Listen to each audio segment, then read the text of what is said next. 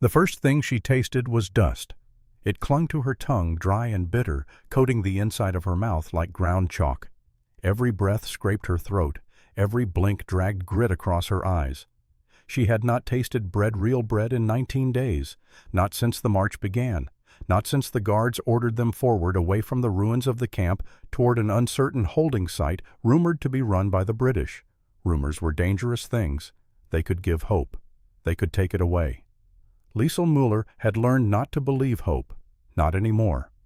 She staggered as she walked, her legs trembling under a body that had lost too much weight too quickly. Her once neat hair had become a tangled mat of blonde and ash.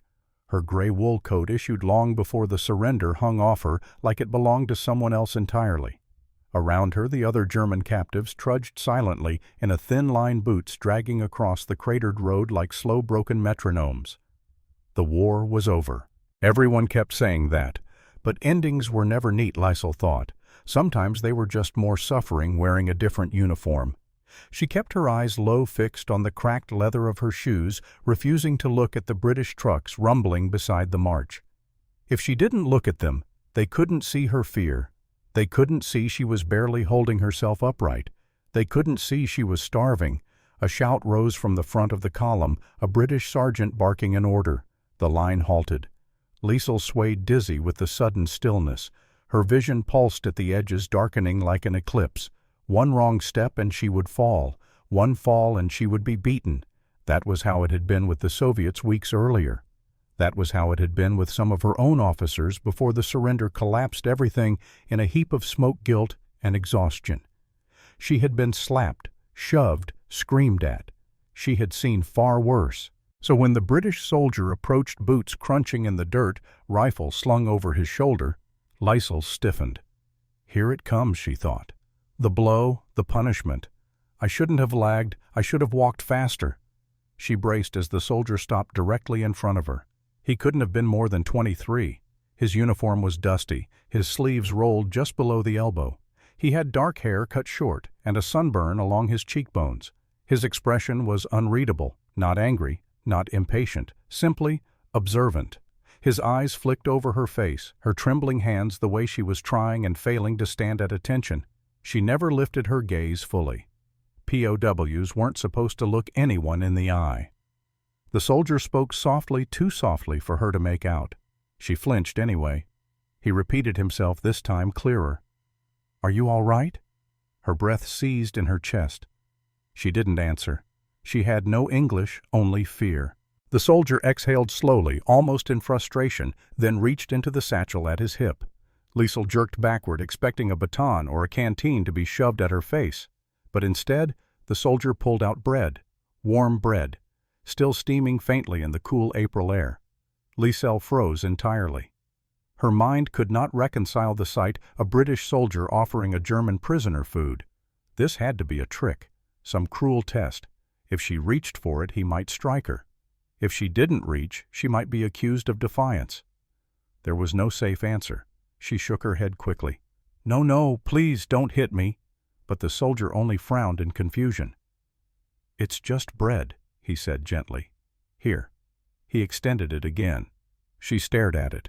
It was a simple roll, browned on top crust, cracked from the heat, smelling of yeast and salt, and a world she no longer lived in.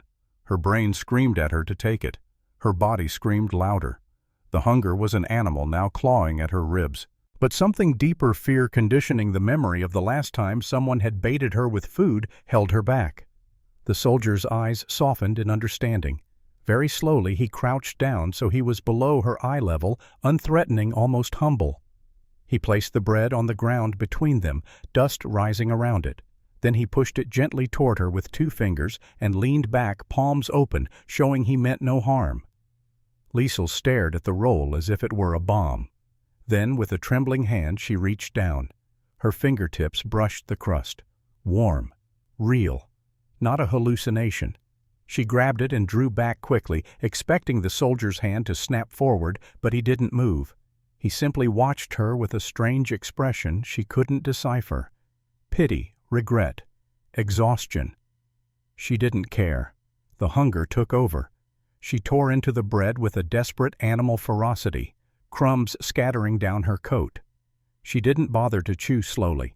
She didn't bother to hide the tears that streamed down her cheeks as the first taste of food in nearly 3 weeks overwhelmed her. The warmth filled her mouth, her throat, her stomach spreading like a small mercy across a landscape that had known no mercy in years. She had expected pain. She had expected cruelty. She had expected the British soldier to treat her as the enemy she had been taught she was. Instead, he had given her bread. For several long moments there was no war, no camp, no ranks, no flags, only a starving woman and a soldier who could have turned away, but didn't. When she finally slowed, gasping slightly from eating too quickly, she lifted her eyes not fully but enough to see him watching her with quiet concern. "Better?" he asked. She forced herself to nod. He hesitated, then offered a small, almost shy smile. "My name's Thomas. Private Thomas Hale." Liesl stared blankly. The words meant nothing, but the toned, soft human told her everything she needed to know. He stood and motioned to the rest of the march. "I'll walk with you a while, just until the checkpoint." She didn't understand the words, but she understood his gesture. For the first time since the surrender, she felt something flicker inside her. Not hope, not yet, but the faintest spark of something like safety. As they resumed walking, the dust rose again, but now it didn't taste as bitter. The bread sat warm in her stomach, anchoring her to the world. As the line moved forward and Private Hale matched her slow pace, Liesl Müller felt the first tremor of a truth she had not expected to learn from a British soldier. Humanity had survived the war.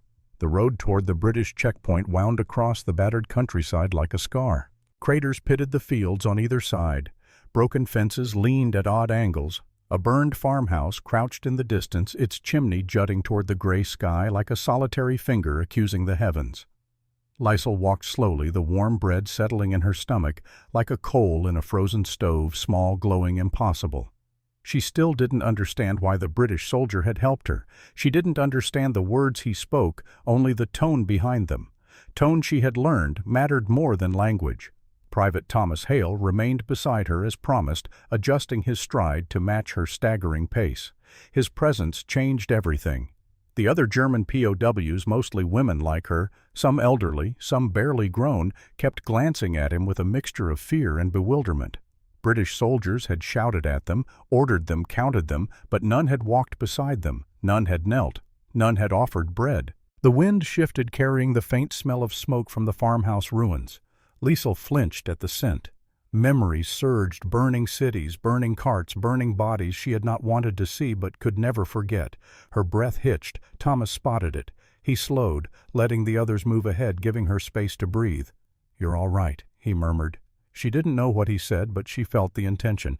Still, she did not believe him. She had lived too long in fear to trust reassurance.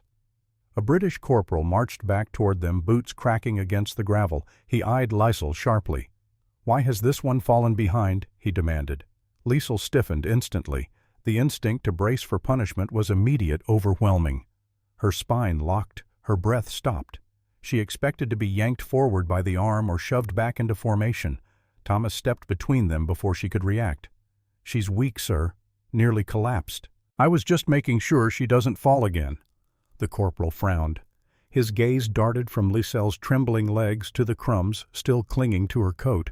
Understanding flashed across his features, but so did irritation. "You gave her rations?" Thomas shrugged, not disrespectfully, but firmly. She needed it. The corporal exhaled in frustration, but didn't press further. "Fine. Just get her to the checkpoint. They'll sort them there." He strode off. Thomas turned back to Liesl, who was still staring at him, as though she couldn't quite comprehend why he'd risk a reprimand on her behalf. She didn't know the British rules, but she knew army rules, any army. Soldiers didn't defend prisoners. Soldiers didn't stand up for the weak. Yet he had. "Come on," he said gently, motioning her forward. "Not far now." She followed.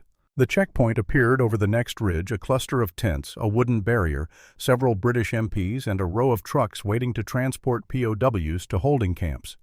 The line tightened as the column approached. The prisoners' murmurs grew more anxious, though none dared speak loudly. A British physician stood near a folding table, inspecting each POW for injuries or illness. Some were pulled aside for treatment, others were waved through. A few collapsed from exhaustion. The war had ended, but survival was still a battlefield.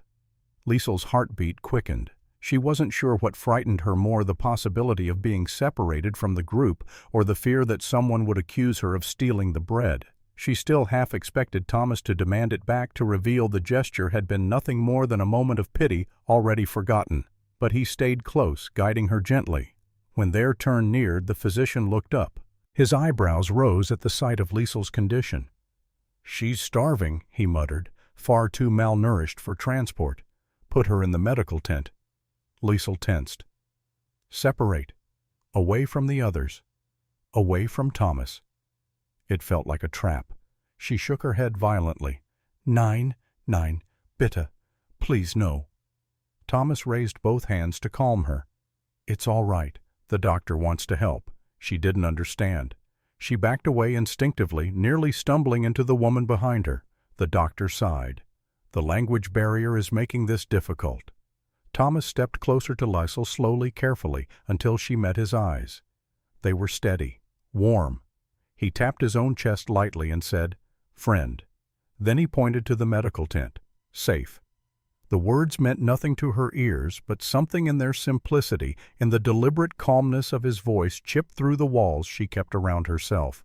She exhaled shakily. Still trembling, she nodded. Thomas guided her toward the tent. As they approached, a nurse pulled back the flap, a young woman with freckled sleeves rolled to the elbow, hands already stained with iodine. "Oh, another one," she murmured sympathetically. "Come inside." Liesel resisted the urge to flee. The tent smelled of disinfectant sweat and damp canvas, strangely comforting compared to the stench of the camp she'd escaped. The nurse gestured for her to sit. Liesel obeyed stiffly, unsure whether this was kindness or interrogation. Thomas hovered near the entrance, uncertain if he was allowed inside. "You can leave her," the nurse told him. "We'll take care of her from here." Thomas hesitated. His eyes flicked toward Liesel, who suddenly felt a strange panic rise in her chest. She didn't want him to go. She didn't even know him, didn't know his world or his language, but he had given her the first kindness she'd seen in months. She swallowed hard, staring at him as though trying to memorize his face. Thomas noticed. He offered her a soft smile, not pitying, not heroic, simply human. "I'll check back," he promised, even though she didn't understand the words. "You're not alone." Then he stepped away. Something tightened in Liesel's throat. Not fear, not exactly. Something gentler. Something unfamiliar. The nurse touched her arm gently. "You're safe now. Let me look at you." Safe? It was a word Liesel had not believed in for years. The nurse examined her gently, lifting her sleeves, checking her pulse, studying the outline of bones that seemed too sharp beneath her skin. "You poor thing," she whispered. "They should have sent you here days ago." Liesel didn't respond. Part of her still waited for a shout, a blow, a command. The nurse's kindness felt unreal. When the nurse stepped away briefly to fetch bandages, Liesel glanced through the tent flap. Outside, she spotted Thomas returning to his unit, slinging his rifle over his shoulder as the corporal gestured toward the perimeter. He looked tired, bone-deep tired, but he still moved with purpose. Liesel watched until he disappeared beyond a row of trucks. She did not know why his absence suddenly felt like a missing piece in the fragile sense of safety she'd only just begun to rebuild. She did not know why she felt the echo of his small smile lingering in her chest. And she certainly did not know that this moment, this brief, fragile meeting between a starving German POW and a weary British private, would follow them both for the rest of their lives. For now the tent was quiet. The war outside rumbled on with its endless tasks of sorting, rebuilding, and counting the living. But inside, for the first time in months, Liesel felt something she hardly recognized. A beginning. Liesel slept for the first time in weeks without waking to shouting. The medical tent had grown dark, lit only by a lantern swaying gently in the draft that slipped through the canvas seams. The cot beneath her felt impossibly soft compared to the hard bunks of the camp. Her stomach no longer twisted in pain. Her hands no longer shook with the same brutal violence they had on the march. But the dreams, that was another matter entirely. She dreamed of fire, of boots running, of orders shouted by commanders whose names she never learned, whose faces blurred into a single mask of authority. She dreamed of her father turning away when she tried to explain why she was drafted into factory service, then into supporting units attached to the Wehrmacht. She dreamed of his disappointment. Or maybe she only imagined it now. Memory was unreliable when weighed down by fear and hunger. She woke with a small gasp, hand pressed against her mouth. The nurse from earlier, Anna, she had said her name was, looked up from a table where she organized medical supplies. "Nightmares?" Anna asked softly. Liesel blinked, not understanding the words, but the tone was unmistakable. She nodded faintly. Anna carried over a tin cup of warm broth. Liesel accepted it with trembling fingers and drank slowly, savoring each sip. Warmth spread through her chest. "You're lucky," Anna murmured with a gentle smile. "Some of the others are in much worse condition." Lucky. The word struck Liesel as almost absurd. Lucky to be a prisoner. Lucky to have survived the march. Lucky to receive bread from a soldier who owed her nothing. Perhaps it was true. Luck had always been arbitrary during the war, granting mercy in some moments and devastation in others. Anna left briefly to help another patient, and Liesel found herself alone with her thoughts. She pulled the blanket tighter around her thin frame, wondering what would happen now. Would she be sent to a camp again? Would she be allowed to return home someday, if home still existed? The tent flap rustled. She stiffened instinctively. Thomas stepped inside. He was dusty from patrol rifles slung across his shoulder. Uniform creased and worn. As soon as he entered, he removed his cap out of respect. His hair was damp with sweat from the long day, and his eyes, kind, watchful, found hers immediately. She didn't realize she was holding her breath until she exhaled. "Thought I'd check on you," he said softly, as though not wanting to disturb the quiet. She didn't understand the sentence, but she understood him. Thomas approached slowly, giving her time to retreat if she wanted. She didn't. He pulled up a crate beside her cot and sat, resting his arms loosely on his knees. "You look better," he said. Her brow furrowed in confusion. He tapped his own chest, made a small circle with his hand, then pointed to her. She realized he meant you. "Better." She nodded shyly. For a moment neither spoke. Words were useless between them. But silence wasn't empty. It was warm, like the bread he'd given her. Thomas finally reached into his coat pocket, pulling out another small roll of bread wrapped in cloth.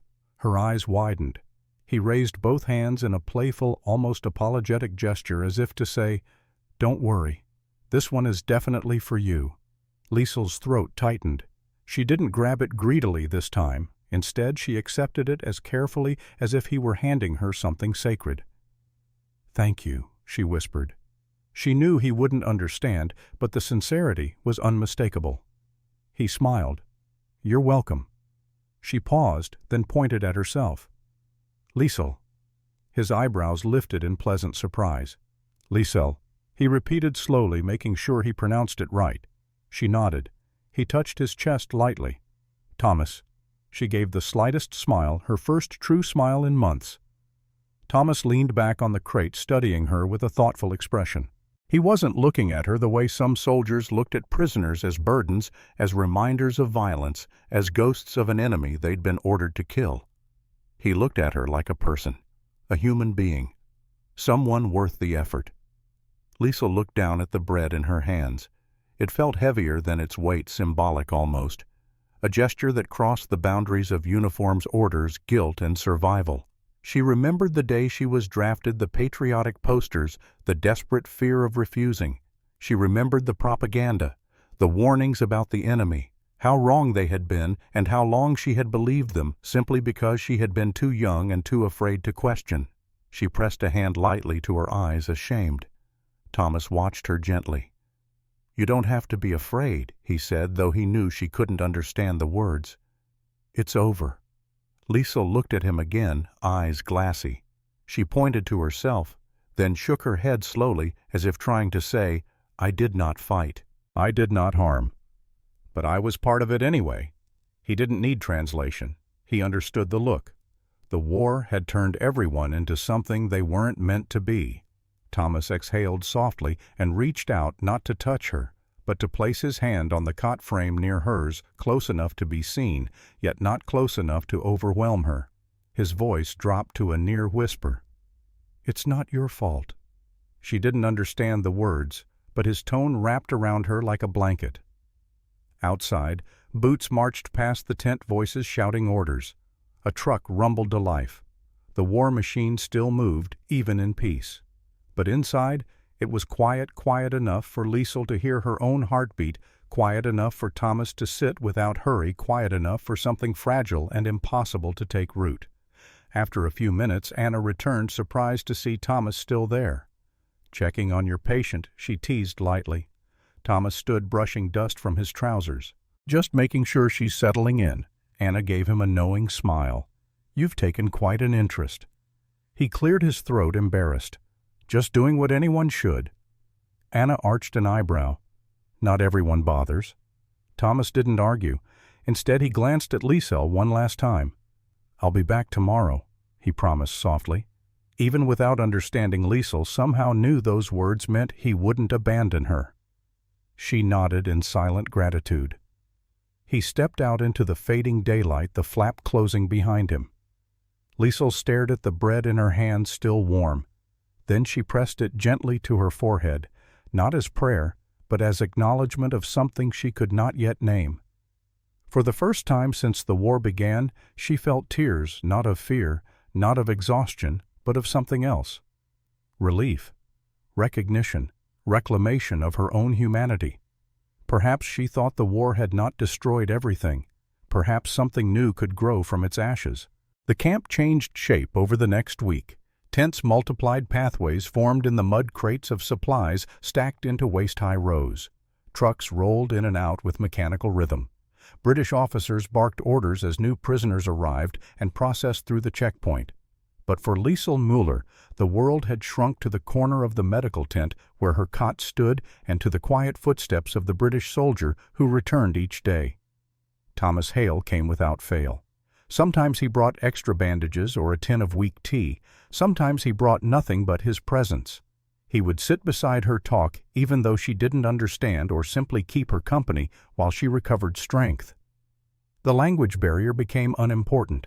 His tone said everything she needed to hear, that she was safe, that he saw her as more than a prisoner, more than an enemy uniform, more than a ghost of a defeated army.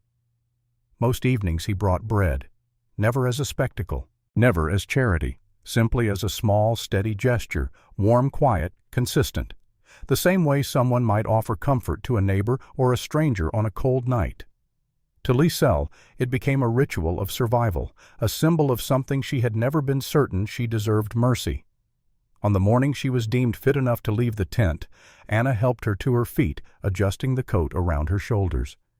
"You're strong," Anna said gently, "stronger than you think." Liesel didn't understand the words, but she recognized praise. She gave a shy nod.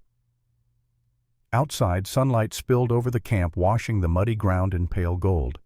Soldiers moved like clockwork pieces, but the atmosphere was different now, less frantic, more organized. The war was over, and the British had begun the slow work of rebuilding what remained. Thomas waited near the tent, hands tucked into his uniform pockets. When he saw Liesel, his face softened with genuine relief. "You're up," he said almost proudly. "Look at you." She lifted her chin slightly, still timid, still unsure, but steadier than before.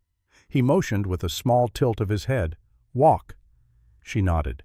He slowed his pace so she could keep up, guiding her across the camp. Everywhere they walked, prisoners watched them with quiet curiosity. A British soldier escorting a German POW woman with a kind of ease, almost familiarity. It was unusual, but no one interfered. Perhaps kindness had become contagious. Liesel looked around, taking in the makeshift world. Women gathered near a fire barrel, warming their hands. A few British medics distributed blankets. Someone played a battered harmonica, the notes drifting through the cold air.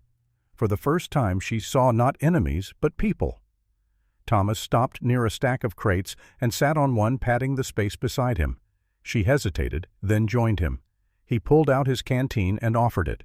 She took a small sip, polite, careful. They sat in companionable silence until Thomas finally spoke.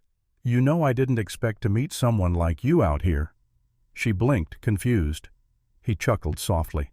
"I suppose you don't know what I'm saying. But that's all right." He looked down at his hands, turning his cap slowly. "My brother was killed in France," he said quietly. "2 years ago. Your army." He paused, as though tasting bitterness he had learned to swallow. "I thought I'd never forgive that, any of it." Liesel watched the shadows on his face, unable to grasp the words, but understanding the sorrow behind them. She lowered her gaze ashamed, not because she had killed, but because she wore the identity of those who had. Thomas shook his head almost in disbelief at himself. "But when I saw you fall back on the march," his voice softened, "I didn't see a soldier. I saw someone starving, someone terrified, someone human." Her breath caught. He looked at her, then fully openly with a sincerity that made her heart ache. And in that moment he continued, "I realized the war didn't have to own us anymore." Liesel didn't need translation. She reached out just a fraction and touched her fingertips to her chest, right where her heart beat beneath bone and thin fabric. Thomas seemed to understand. A quiet understanding passed between them, fragile but real. Before either could speak again, a British sergeant called out from across the yard, "All POW units, prepare for transport. Convoy leaves in 10 minutes." The word struck Liesel like a blow. She recognized transport immediately. It was universal in every army, every language. Her breath shortened. Thomas stood, expression tightening. "Your group is being moved," he explained, though he knew she didn't understand. "New camp, safer, better conditions."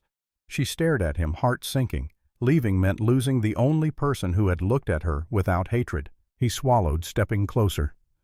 I don't want this to be goodbye." His voice cracked slightly. "But I don't have a choice."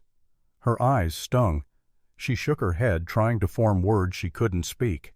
He lifted a hand slowly toward her cheek, but he stopped before touching her, respectful to the end. Instead, he reached into his coat one final time. She already knew what it was. Bread, a small roll still warm, but this time, instead of placing it in her hands, he wrapped her fingers around it gently, as though sealing a promise. She clutched it to her chest, breath trembling. Thomas inhaled deeply, committing her face to memory. "You deserved better than this war," he whispered, and though she could not understand the words, she felt the truth in them. The sergeant shouted again, "Move out! All prisoners to the trucks!" Soldiers began directing the POWs toward the vehicles. The line was already forming. Thomas stepped back, reluctant, but resigned. Liesel reached toward him instinctively, desperate for a way to say thank you. "Goodbye. You saved me. I won't forget you." She placed her hand over her heart again. "Thomas," she whispered. He closed his eyes for a moment. Then he nodded with aching tenderness. "Liesel." The distance between them widened as prisoners moved. She stepped into line, clutching the last warm bread he had given her. Her heart hammered her throat tight. She turned one last time. He was still there, still watching, still standing as the soldier who on the worst day of her life had chosen compassion over cruelty. And she once, a starving German POW woman who had expected a beating, held the symbol of everything he'd given her instead. Warm bread, human dignity, a reminder that even in a world shattered by war, mercy survived. As the truck rumbled forward, carrying her away, she kept her eyes fixed on him until he disappeared behind a bend in the ruined road. She did not cry. Not because she wasn't heartbroken, but because she carried something stronger than grief now. Something small, warm, impossible. Hope.